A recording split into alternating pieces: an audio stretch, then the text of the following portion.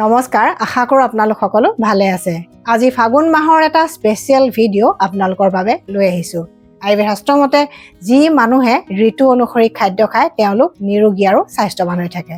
আৰু আমাৰ ককা আইতাসকলেও আমাক ঋতু অনুসৰি খাদ্য খোৱাৰ নিয়মবিলাক শিকাই থৈ গৈছে। আয়ুৰ্বেদ শাস্ত্ৰৰ কথাবিলাক আৰু আমাৰ ককা আইতাই শিকাই থৈ যোৱা কথাবোৰ কিমান স্বাস্থ্যসন্মত বা বিজ্ঞানসন্মত আজিৰ ভিডিঅ'টো চালে আপোনালোকে নিশ্চয় গম পাব।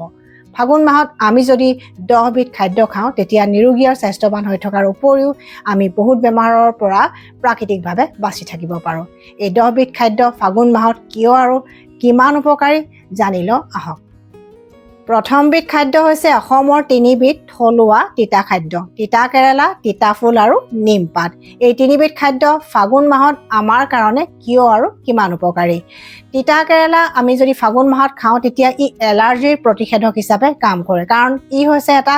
নেচাৰেল ব্লাড পিউৰিফায়াৰ, অৰ্থাৎ ই আমাৰ তেজ পৰিষ্কাৰ কৰে, শৰীৰটো প্ৰাকৃতিকভাৱে শোধন কৰে। যি মানুহে ফাগুন মাহত তিতা কেৰেলা খায় তেওঁলোকৰ স্কিনখনো নেচাৰেলি গ্ল'য়িং কৰি থাকে বা ধুনীয়া হৈ থাকে, কাৰণ তিতা কেৰেলাই স্কিনৰ টেক্সচাৰটো ভাল কৰে, স্কিনৰ সমস্যাবিলাক দূৰ কৰে, বিশেষকৈ যাৰ একনি, পিম্পলছ বা গুটি ওলোৱাৰ সমস্যা থাকে বা যাৰ স্কিনত এলাৰ্জি সমস্যা থাকে তেওঁলোকৰ কাৰণে খুব উপকাৰী। ফাগুন মাহত তিতা কেৰেলা খালে আমাৰ দেহৰ ইমিউনিটি বা ৰোগ প্ৰতিৰোধ তন্ত্ৰ শক্তিশালী হয় আৰু ছিজনেল বেমাৰ, চৰ্দি, কাহ, জ্বৰ আদিৰ পৰা প্ৰটেকশ্যনো দিয়ে।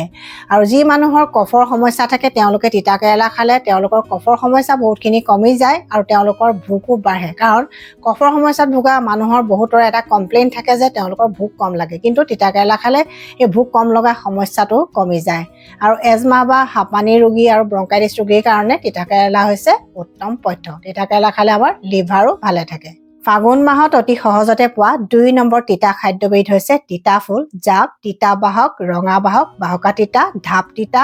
তাম্ৰপুষ্পী বাহক আদি বিভিন্ন নামেৰে জনা যায়। ফাগুন মাহত তিতা ফুল খালে শ্বাসতন্ত্ৰৰ বিভিন্ন ৰোগৰ পৰা বাচি থাকিব পৰা যায়, কাৰণ তিতা ফুল বা তিতা বাহকে আমাৰ হাওঁফাওঁ বা লাংছ আৰু ৰেছপিৰেটৰী ছিষ্টেম হেল্ডি ৰাখে আৰু বিভিন্ন ৰোগৰ পৰা বচাই ৰাখে। ফাগুন মাহত এলাৰ্জি আৰু বসন্ত ৰোগৰ প্ৰতিষেধক হিচাপে কাম কৰা 3 নম্বৰ তিতা খাদ্যবিধ হৈছে নিমপাত। কিন্তু ফাগুন মাহত এলাৰ্জি আৰু বসন্ত ৰোগ কিয় বেছি হয়? কাৰণ ফাগুন মাহত বতৰ শুকান হয় আৰু বায়ু প্ৰদূষণ হয় আৰু বতাহত ধূলি, ধোঁৱা, জন্তুৰ নোম, ফুলৰ ৰেণু আদি মিহলি হৈ থাকে, যিবোৰে কিছুমান মানুহৰ ক্ষেত্ৰত এলাৰ্জি কৰে। স্কিনৰ কিছুমান সমস্যা হয়, এজমা, হাঁপানী, ব্ৰংকাইটিছ আদি এলাৰ্জি সমস্যা হয়।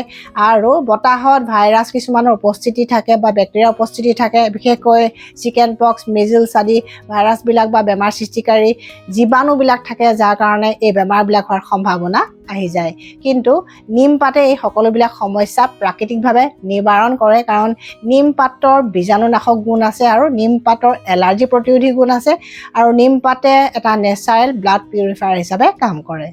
ফাগুন মাহত খৰ, খজুৱতি, ছালৰ এলাৰ্জি আদি স্কিনৰ সমস্যাবিলাক খুব বাঢ়ে, কিন্তু যি মানুহে ফাগুন মাহত মাজে সময়ে নিমপাত খায় বা নিম সিজোৱা পানীৰে গা ধুৱে তেওঁলোকৰ এই সমস্যাবিলাক যথেষ্ট কমি থাকে, কাৰণ নিমৰ এণ্টিবেক্টেৰিয়েল, এণ্টিফাংগেল প্ৰপাৰ্টিজ আছে, এণ্টি ইনফ্লেমেটৰী প্ৰপাৰ্টিজ আছে আৰু বিভিন্ন ঘৰুৱা দিহাত তেওঁলোকে নিমপাত ঔষধ হিচাপে ব্যৱহাৰ কৰিব পাৰে। খৰ খজুৱতিৰ সমস্যা থকা ব্যক্তিসকলে নিমপাতৰ লগত তুলসী পাত, নাৰ্জী ফুলৰ পাত, হালধি, জেতুকা, কেঁচা শিলিখা বা শুকান শিলিখা একেলগে মিহলাই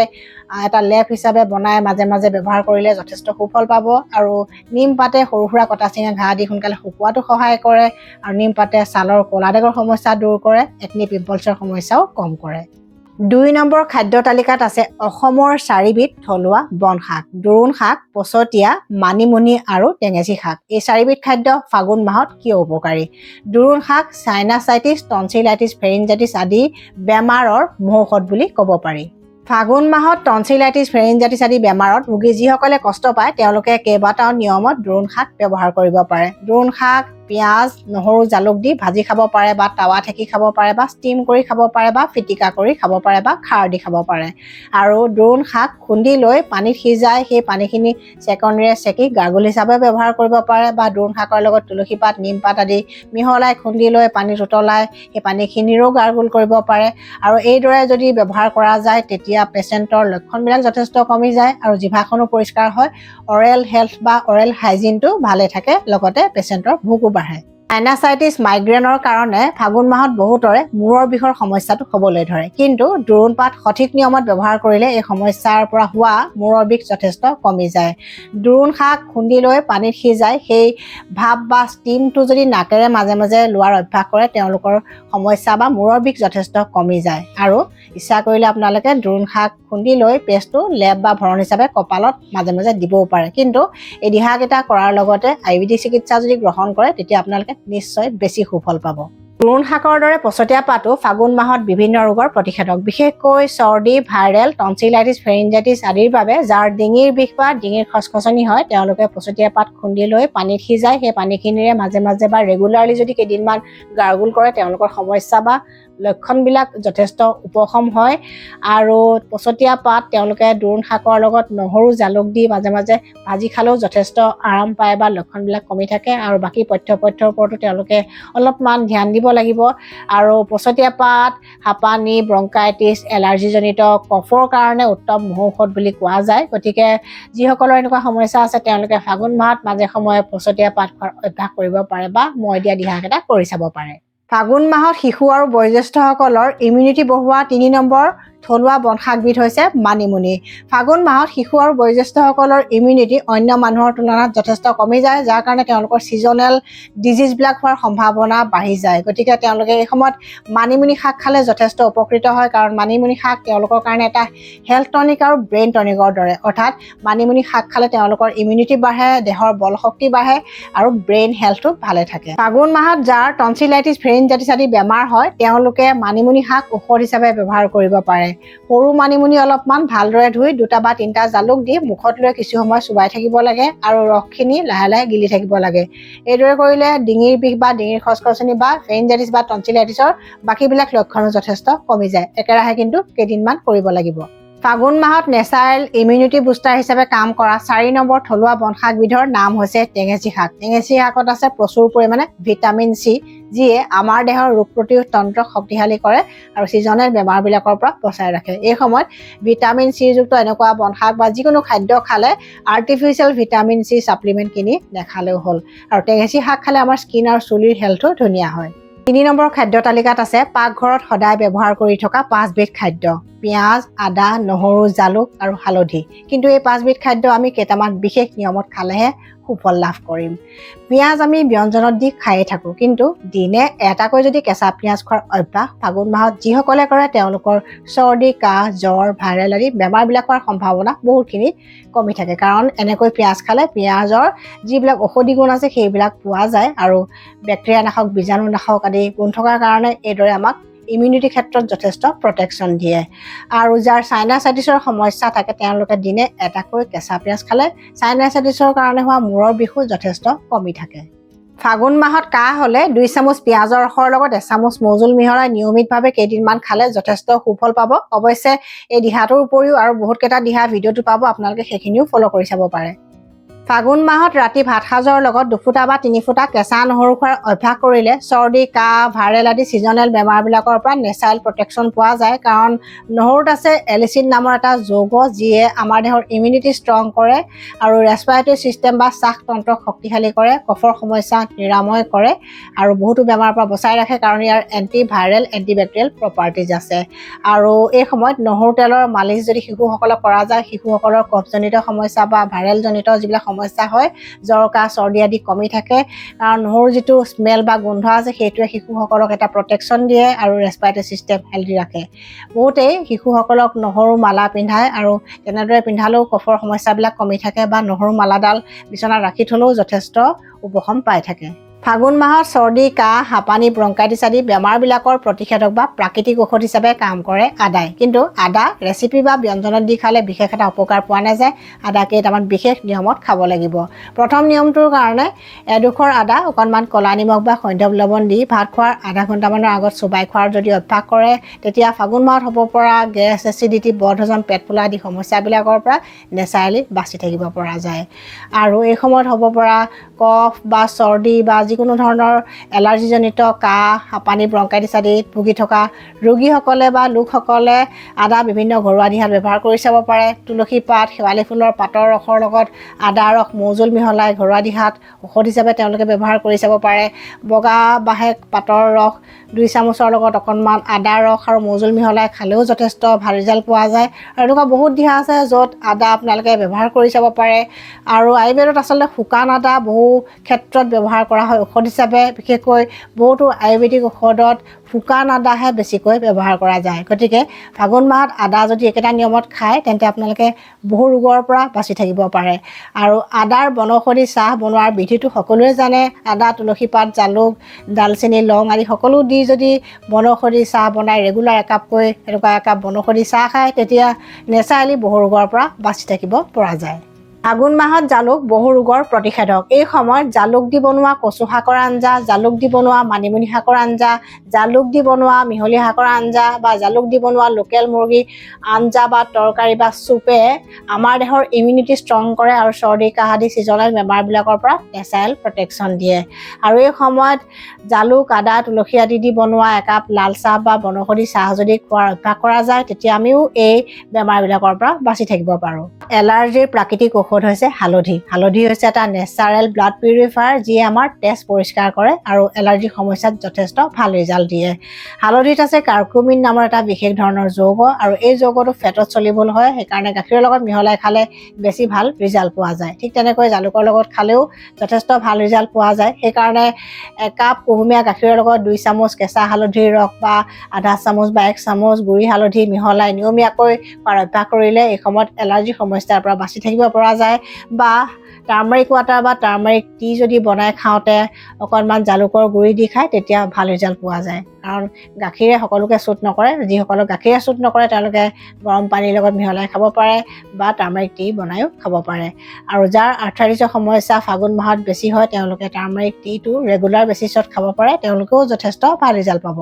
4 নম্বৰ খাদ্যবিধ হৈছে এবিধ জনপ্ৰিয় বনৌষধি যাক নেচাৰেল এণ্টিবায়'টিক বুলি কোৱা হয়। আৰু এই বনৌষধিবিধ আপোনালোকে সকলোৱে চিনি পায় যাৰ নাম হৈছে তুলসী। তুলসীৰ এণ্টিবেক্টেৰিয়েল এণ্টিভাইৰেল আৰু এণ্টিফাংগেল প্ৰপাৰ্টিজ আছে। গতিকে যিকোনো বেমাৰৰ ইনফেকশ্যনেই নেচাৰেলি প্ৰিভেণ্ট কৰে বা প্ৰতিৰোধ কৰে। ৰাতিপুৱা খালী পেটত 5 খিলা বা 10 খিলা তুলসী পাত খুন্দি এটা বড়ি বনাই এগিলাচ কুহুমীয়া পানীৰ লগত নিয়মীয়াকৈ খোৱাৰ অভ্যাস কৰিলে ফাগুন মাহত হ'ব পৰা ছিজনেল বেমাৰ বা এলাৰ্জি সমস্যাৰ পৰা নেচাৰেলি বাচি থাকিব পৰা যায়। বা দিনে একাপকৈ তুলসী দিয়া বনৌষধি চাহ যদি খোৱাৰ অভ্যাস কৰা যায় তেতিয়াও এই বেমাৰবিলাকৰ পৰা আমি নেচাৰেলি বাচি থাকিব পাৰোঁ। আৰু যাৰ এজমা হাঁপানি ব্ৰংকাইটিছ আদি সমস্যা আছে তেওঁলোকে তুলসী পাত বিভিন্ন ঘৰুৱা দিহাত ব্যৱহাৰ কৰি চালে যথেষ্ট উপকৃত হ'ব। 5 নম্বৰ খাদ্যবিধ সোৱাদত নেহা কিন্তু ঔষধি গুণ বহুগুণে বেছি, যাৰ কাৰণে আয়ুৰ্বেদত ইয়াক ৰসায়ন ঔষধি বুলিও কোৱা হয়। ত্ৰিফলা চ্যৱনপ্ৰাশ আদি বিভিন্ন আয়ুৰ্বেদিক ঔষধত উপকৰণ হিচাপে থকা এই ঔষধিবিধৰ নাম হৈছে আমলখি, যাক অতি সহজতে ফাগুন মাহত বা অসমত পোৱা যায়।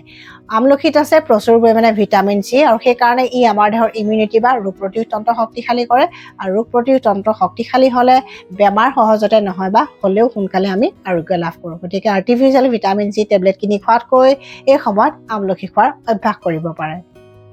6 নম্বৰ বিশেষ খাদ্যবিধ হৈছে মৌ জোল, যাক অমৃতৰ লগত তুলনা কৰা হয়। শিশু আৰু বয়োজ্যেষ্ঠসকলে ফাগুন মাহত মৌ জোল খালে বহু ৰোগৰ পৰা নেচাৰেলি বাচি থাকিব পাৰে। শিশুসকলে দিনে আধা চামুচ বা 1 চামুচকৈ মৌ জোল খালে তেওঁলোকৰ বহুকেইটা বেমাৰ সহজতে নহয়। আৰু বয়োজ্যেষ্ঠসকলৰ যাৰ ডায়েবেটিছ নাই তেওঁলোকে ৰাতি খোৱাৰ সময়ত দিনে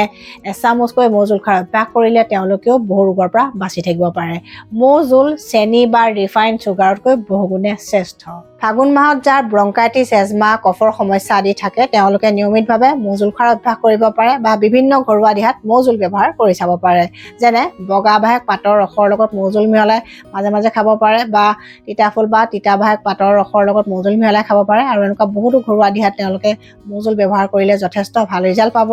আৰু কিছুমান আয়ুৰ্বেদিক ঔষধ আছে য'ত প্ৰায়ে মৌ জোল ব্যৱহাৰ কৰা হয়। বিশেষকৈ কফ চিৰাপ বা কফৰ দৰৱবিলাকত মৌ জোল ব্যৱহাৰ কৰা হয়। ভিক্স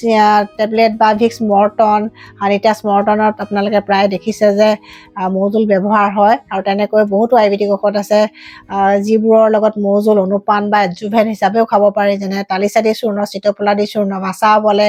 বা চাৱন প্ৰাছ এনেকুৱা ঔষধবিলাকৰ লগত মৌজোল মিহলাই খালে যথেষ্ট ভাল ৰিজাল্ট পোৱা যায় গতিকে এই সময়ত মৌজোল খালে আমি নিৰ্দিষ্টকৈ কিছুমান বেমাৰৰ পৰা বাচি থাকিব পাৰোঁ 7 নম্বৰ খাদ্যবিধ কুঁহিয়াৰ ৰসৰ পৰা প্ৰস্তুত কৰা হয় যাক আমি পিঠা পনা বা জা জলপানত প্ৰায়ে ব্যৱহাৰ কৰি থাকোঁ এই খাদ্যবিধ হৈছে গুড় যাক এটা নেচাৰেল সুইটনাৰ বুলিও কোৱা হয় আৰু এই গুড়ে আচলতে আমাৰ ফাগুন মাহত লাংছ বা হাওঁফাওঁ শক্তিশালী কৰে আৰু শ্বাস প্ৰশ্বাস তন্ত্ৰৰ বিভিন্ন ৰোগৰ প্ৰতিষেধক হিচাপে কাম কৰে চিমেণ্ট ফেক্টৰীৰ কাম কৰা লেবাৰসকলে বা শ্ৰমিকসকলে প্ৰায়ে গুড় খায় কাৰণ লাংছত বা হাওঁফাওঁত জমা হৈ থকা বা বুকুত জমা হৈ থকা কফবিলাক বাহিৰলৈ ওলোৱাত গুড়ে যথেষ্ট সহায় কৰে গতিকে এই সময়ত গুড় খোৱাৰ অভ্যাস কৰা মানুহৰ সাধাৰণতে কফৰ সমস্যা সহজতে নহয় 8 নম্বৰ খাদ্যবিধ হৈছে মৰিংগা বা ছজিনা যাক এটা ছুপাৰ ফুড বুলি আজিকালি সকলোৱে খাবলৈ লৈছে ফাগুন মাহত ছজিনা খালে আচলতে ই নেচাৰেল মাল্টিভিটামিনৰ দৰে কাম কৰে বিভিন্ন ভিটামিনৰ ডেফিচিয়েঞ্চি দূৰ কৰে এনিমিয়া বা ৰক্তহীনতা দূৰ কৰে আৰু কেলছিয়াম ডেফিচিয়েঞ্চি দূৰ কৰে যাৰ গাঁঠিৰ বিষ বা আৰ্থ্ৰাইটিছৰ সমস্যা ফাগুন মাহত বেছি হয় তেওঁলোকে ছজিনা খালে যথেষ্ট সুফল পাব কাৰণ ই নেচাৰেল পেইন কিলাৰ হিচাপেও কাম কৰে আৰু আমাৰ দেহৰ ইমিউনিটি বা ৰোগ প্ৰতিৰোধ তন্ত্ৰক শক্তিশালী কৰে 9 নম্বৰ খাদ্যবিধ হৈছে কলখাৰ যি ফাগুন মাহত বহু ৰোগৰ প্ৰতিষেধক হিচাপে কাম কৰে ভীমকলৰ বাকলি বা ভীমকলৰ মধুনাৰ পৰা প্ৰস্তুত কৰা কলাখাৰ এই সময়ত হ'ব পৰা ছিজনেল বেমাৰবিলাকৰ প্ৰটেকশ্যন হিচাপে কাম কৰে বা এই সময়ত হ'ব পৰা ছিজনেল বেমাৰ এলাৰ্জি কফৰ সমস্যা এই সকলোবিলাকত ঔষধৰ দৰে কাম কৰে কাৰণ ই আমাৰ দেহটো প্ৰাকৃতিকভাৱে শোধন কৰে বা বডি ডিটক্স কৰে আৰু ই হৈছে এটা নেচাৰেল ব্লাড পিউৰিফায়াৰ আৰু কফৰ সমস্যাত বিশেষকৈ ঔষধৰ দৰে কাম কৰে যদি কাৰোবাৰ কফ হৈ মাতটো বঢ়ি যায় তেতিয়া কলখাৰ এচামুচ বা 2 চামুচ উলিয়াই গৰম ভাতৰ লগত সানি দুপৰীয়া যদি এদিন বা দুদিন খাই দিয়ে তেওঁলোকৰ যথেষ্ট সমস্যাখিনি কমি যায় আৰু কলাখাৰ বিভিন্ন ব্যঞ্জনত দি খালে এই সময়ত হ'ব পৰা বহু ৰোগৰ প্ৰতিষেধক হিচাপে কাম কৰে 10 নম্বৰ খাদ্যবিধ হৈছে মিঠা আলু বা চুইট পটেটো যাক আজিকালি ছুপাৰ ফুড বুলি সকলোৱে খাবলৈ লৈছে পোষ্ট ৱৰ্কআউট বা প্ৰি ৱৰ্কআউট মিল হিচাপে জিমত এক্সাৰচাইজ কৰা ব্যক্তিসকলে প্ৰায়ে মিঠা আলু বা চুইট পটেটো খাবলৈ লয় আৰু যিসকলে ৱেইট লছ কৰিব খোজে বা যিসকলে ৱেইট গেইন কৰিব খোজে তেওঁলোকে বিভিন্ন নিয়মত মিঠা আলু বা চুইট পটেটো খাব পাৰে আৰু মিঠা আলু হৈছে এবিধ শক্তিকাৰক খাদ্য গতিকে শিশুসকলৰ কাৰণে বেষ্ট ফুড বুলি ক'ব পাৰি বৃদ্ধসকলৰ কাৰণেও বেষ্ট ফুড বুলি ক'ব পাৰি গতিকে এই 10 বিধ খাদ্য খালে ফাগুন মাহত হ'ব পৰা বিভিন্ন ৰোগৰ পৰা আমি নেচাৰেলি বাচি থাকিব পাৰোঁ আৰু ৰোগ হ'লেও আচলতে আমি ৰোগ প্ৰতিৰোধ ক্ষমতা বৃদ্ধিৰ ক্ষেত্ৰত এইবোৰ চেষ্টা কৰি চাব পাৰোঁ যদি আপোনালোকে ভিডিঅ'টো চাই ভাল পাইছে প্লিজ শ্বেয়াৰ কৰিব আৰু নতুন ভিউৱাৰ্ছসকলে মোৰ চেনেলটো ছাবস্ক্ৰাইব কৰিবলৈ নাপাহৰিব ষ্টে হেল্ডি ষ্টে হেপ্পী